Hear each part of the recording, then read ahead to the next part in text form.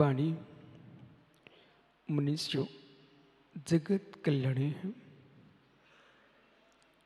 भगवान सर्वज्ञदेव ने वस्तु तत्व को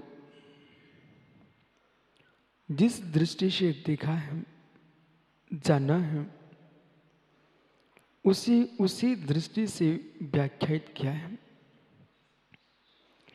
प्रत्येक जगत का प्राणी आत्मोत्थान को प्राप्त हो, वो दृष्टि वीर प्रभु ने दी है।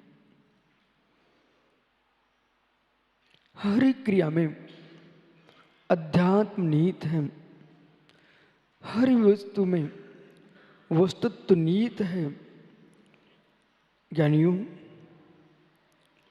मोक्ष मार्गी जीव के अंदर जो जो प्रणाम है, उसके सारे प्रणाम यदि प्रशस्त प्रणाम है, वे मोक्ष के कारण है। एक एक बालक का एक एक वर्ण का ज्ञान भविष्य के अनेक ग्रंथों के ज्ञाता होने का साधन है। और जो जीव वर्तमान में ज्ञानी है, ये प्रमाण पत्र है। इन्होंने अपने बाल्य जीवन में, इन्होंने अपने आयु के प्रत्येक निषेक के क्षय होने में विद्या के प्रति तीव्र भक्ति भाव को जागृत रखा है। पुण्य के साथ पुरुषार्थ और पुरुषार्थ के साथ पुण्य, ये दो शब्दों को ध्यान रखना। पुण्य के साथ पुरुषार्थ, पुरुषार्थ के साथ पुण्य, इन दो का सम्मिलन जहां पर होता है, वहां नियत ही कार्य की सिद्धि होती है। पुरुषार्थ है, पुण्य नहीं है तो कार्य सफल नहीं होगा। पुण्य है, पुरुषार्थ नहीं है, कार्य सफल नहीं होगा। पुण्य और पुरुषार्थ दोनों तुम्हारे पास है तो नियम से कार्य सफल होगा। इसलिए सम्यक दृष्टि जीव पुण्य उदय के होने पर भी पुरुषार्थ को छोड़ता नहीं है। और विवेक की जो श्रावक होता है, गृहस्थ होता है, वो पुण्य का कितनी प्रचंड उदय हो, लेकिन अपने व्यापार को करता ही है, पुरुषार्थ करता ही है। ऐसा क्यों सोचते हो? हम भगवान को सिर टेकने जा रहे हैं। ऐसा क्यों नहीं सोचते हो? हम अपने पाप को क्षय करने जा रहे हैं। ऐसा क्यों सोचते हो?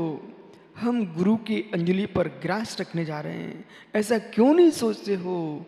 हम अपने पाप का क्षय करने जा रहे हैं और पुण्य को बढ़ाने जा रहे हैं। चारित्र मोहिनी कर्म का उपशमन मेरे मित्र चारित्र भानु की वंदना से होगा। जिसको चारित्रधारियों की और चारित्र का फल प्राप्त किए अरहंत सिद्ध, इनके प्रति वंदना भक्ति का भाव नहीं आता है। इसका तात्पर्य है इनका बंध अभी प्रचंड है। जिन जीवों का कर्म का बंध प्रचंड है, वे पंच परमेष्टि के चरणों में सिर नहीं टेक पाएंगे, सिर नहीं टेक पाएंगे।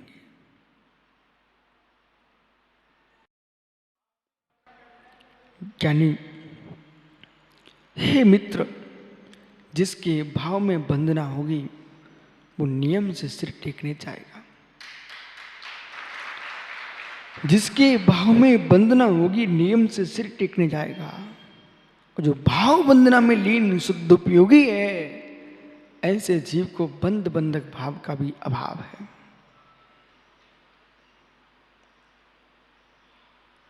बहुत अच्छी बात है। उसे प्रतिगण की भी आवश्यकता नहीं है, उसे प्रत्याख्यान की भी आवश्यकता नहीं है। जो ध्यान में लीन है,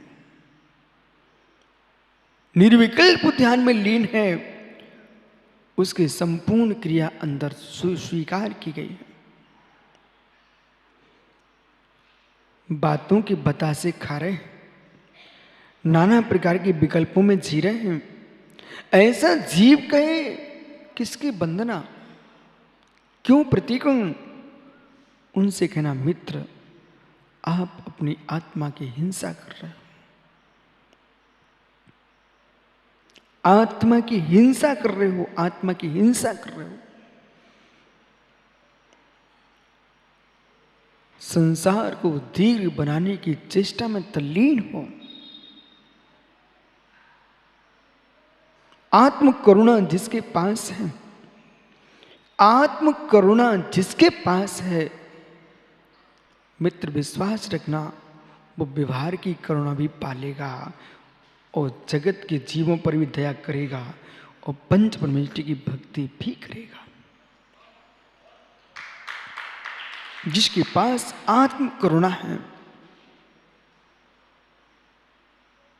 कलयुग में पंचम काल में बनारसी पंडित जी यदि एक युवा आपको भगवान के चरणों नमोस्तु करते दिख जाए, मित्र तुम उतने गदगद होना जितना भगवान को देख करके गदगद होते हो। बोले क्यों? हे नाथ, आप बन चुके भगवान हो। आपके ऊपर गदगद भाव इस बात का नहीं आता है कि आप पुरुषार्थी हो, आप तो पुरुषार्थ का फल भोग रहे हो। लेकिन गदगद भाव इसलिए इस बदलक पर आ रहा है, इसलिए आ रहा है कि कलयुग में खोटे कार्यों के करने के साधन बहुत हैं। सुबह से शाम तक ऐसा तुम्हारे पास समय नहीं बचेगा कि जिसके लिए मेरे मित्र ऐसा साधन न हो कि खोटे कार्य करने न मिले। और ऐसे खोटे काल से यूं मान के चलना चाहिए किशोर पहाड़े जी, पंचम काल में कलयुग में कोई बालक आकर के श्री जी का अभिषेक कर रहा है, मुनिराज के हाथ पर गिरास रख रहा है, यदि उसने यूं करके प्रणाम भी किया तो यूं मान के चलना अजगरों के बीच से बच करके मेरे मित्र अपने घर पहुंच रहा है।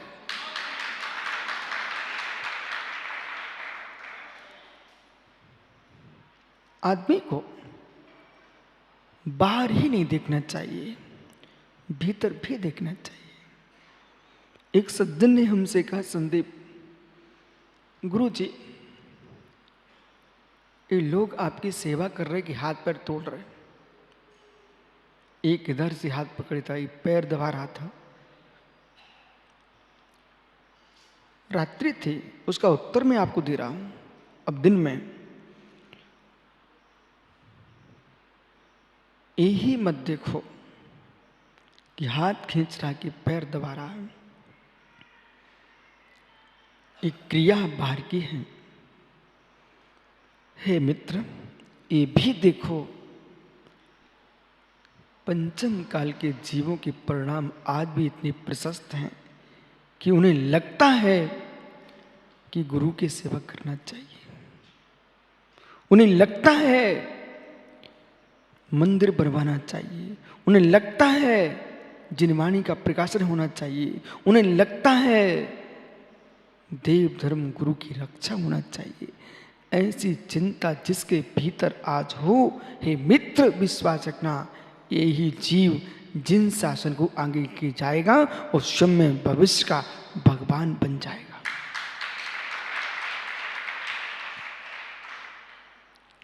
युवाओं, जैसे तुम्हारे मन में एक भाव आए, आज मुझे अभिषेक करना है, तुम्हारे कक्ष में कोई हो ना हो, नमन अमन बेटा तुरंत ही अपनी पीठ ठोक लेना। ऋषभ क्यों पीठ ठोकना? इसलिए ठोकना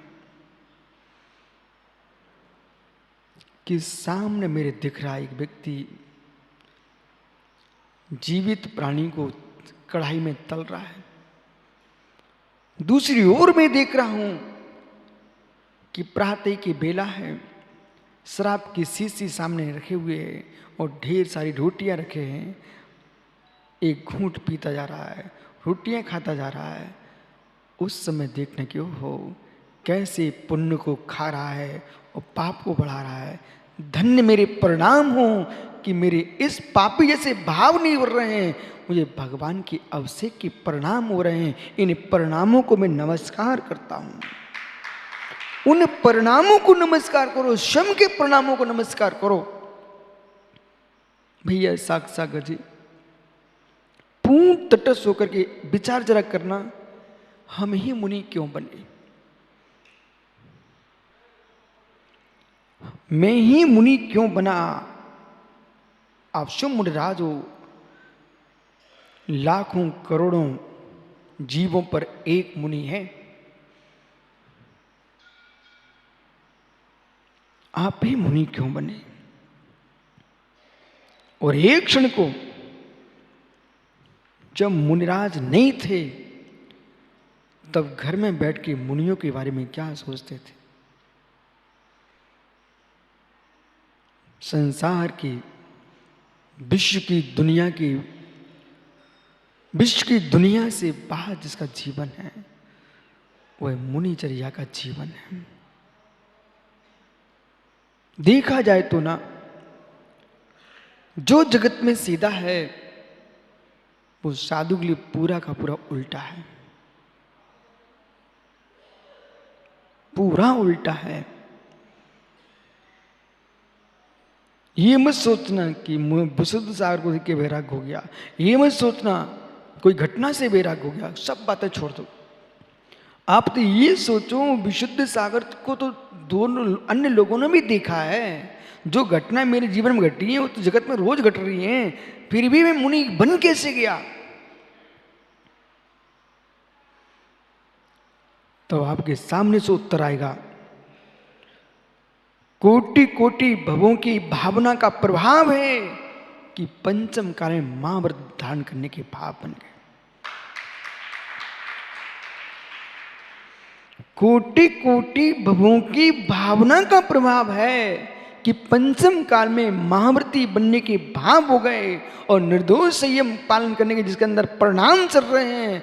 मित्र, विश्वास रखना, भगवान श्री मंदिर स्वामी के केवल में झलक रहा है। इन जीवों की ऐसी ही नियतता थी। अब तुम सोचो मत, आनंद लूटो।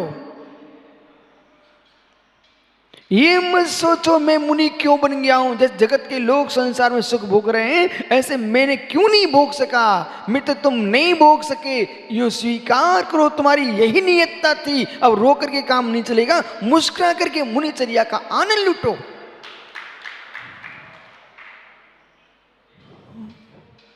कोई जीव सोचे मेरे घर में भंडार भरे थे, यह श्रावक के घर के द्वारे पर खड़े होकर के एक एक ग्रास की इंतजारी करना पड़ती है, ये मैं क्या करके आ गया है। मित्र, घर के भंडारों को मत देखो, भंडारों में त्रुला भी हो जाते हैं, भंडारों में कीड़े भी लग जाते हैं। और इतना ही नहीं, घर के भरे भंडारों के कीड़ों को देखो। और पंडित बनारसी दास जी, जो तुम सुबह सोच करके आए हो 2-3 दिन बाद देखने जाना, उसके अंदर भी कुछ मिलेगा आपको। जिसे तुम छोड़ के आए हो उसे भी तुम दूसरे तीसरे देखने जाना, उसमें भी इल्लियां पड़ी मिलेंगी, कीड़े बिलबिलाते मिलेंगे। अहो मित्र, वे भी तो भव्य भगवान आत्मा है, वे भी तो जीव द्रव्य हैं। तब अंकुर बेटा तब समझ में आएगा कि ओह, जिस मल को मैं छोड़ने के बाद देखना पसंद नहीं करता हूं, उस मल में कैसे जीव उसी मल में उत्पन्न हो रहे हैं, उसी मल को खाने में निमग्न है। अपने जीवन जीने का स्थान वही है। मेरे मित्र, जिनके चित्त मलिन है उनको मल में ही जीवन जीना पड़ता है, और जिनके चित्त पवित्र हैं वे तीर्थों में जीवन जीते हैं और तीर्थंकर बनते हैं।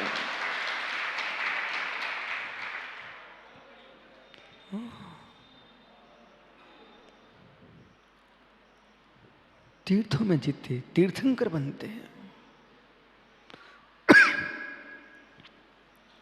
इसलिए वंदना करने को शास्त्री मित्र, वंदना करने को बंद मत मानना, वंदना करने को बंधन मुक्ति का मार्ग मानना। जो दो सम्मेल शिखर की वंदना करने जा रहे हैं, गिरनार जी के जा रहे हैं मेरे मित्र, सोनागिर जी की वंदना करने जा रहे हैं आप, ये मत कहो कि ओहो प्रभु कितने ऊपर बैठे हो, मेरे तो घोड़े टूटे जा रहे हैं। अरे मित्र, ये घोड़े नहीं टूट रहे हैं, घोड़े वहां टूटे जब पापों को जाने का मन करे। यहाँ घोड़े नहीं टूटे, यहाँ कर्म टूटने के लिए आए हो, घोड़े तोड़ने के लिए नहीं आए हो।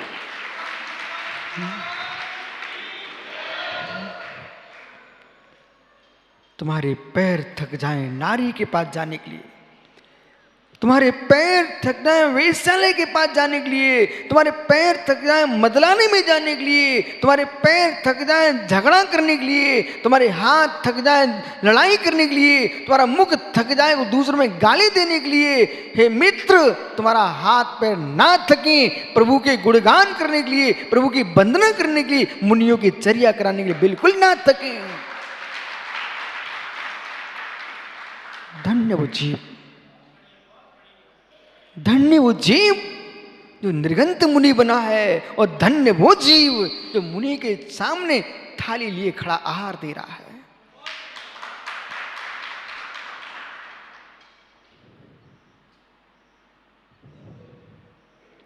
वंदना बंद का कारण नहीं है, वंदना निश्चय वंदना, व्यवहार वंदना, दोनों ही वंदना एक साक्षात मोक्ष का कारण है, एक परंपरा से मोक्ष का कारण है। लेकिन अमित भाई, साधना के काल में भावों को साधना ये बहुत अनिवार्य है।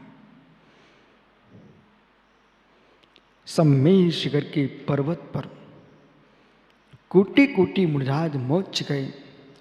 देवेंद्र भैया उन योगियों के चरण कमलों की वंदना करने जाओ, और रास्ते में सुधीर कोई मुनिराज मिल जाए चलते हुए, उनको छोड़ के मत दौड़ जाना, उनको भी प्रणाम करके जाना। जिनकी तुम वंदना करने जा रहे हो वे यही थे, पत्थरों में तुम जिनको देखने जा रहे हो इन्हीं का ही उपचार है। उन्हें छोड़ करके हम दौड़ रहे हैं, और मालूम चला दौड़ते दौड़ते एक केंचुए पर पैर पड़ गया और केंचुआ पिचर करके खत्म हो गया। हे मित्र, तुम वंदना करने जा रहे थे अशरीरी सिद्धों की, ये बनने वाले भगवान को क्यों कुचल डाला? देख के जाओ, देख के चलो ना,